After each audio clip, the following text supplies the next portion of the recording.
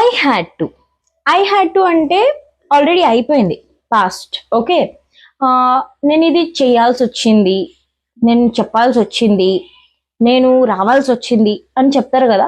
వచ్చింది, ఆ పరిస్థితి వచ్చింది అని చెప్పేటప్పుడు పాస్ట్ లో హ్యాడ్ టుని యూస్ చేస్తారు.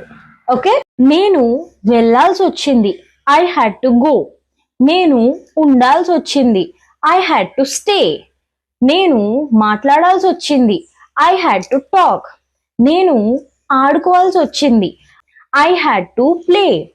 నేను పిల్లల్ని చూసుకోవాల్సి వచ్చింది, I had to look after children. నేను ఏడవాల్సి వచ్చింది, ఐ హ్యాడ్ టు క్రై.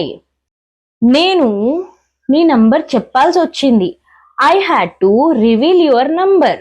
నేను చూపించాల్సి వచ్చింది, ఐ హ్యాడ్ టు షో. నేను రావాల్సి వచ్చింది, ఐ హ్యాడ్ టు కమ్. ఇప్పుడు మీరు చెప్పండి.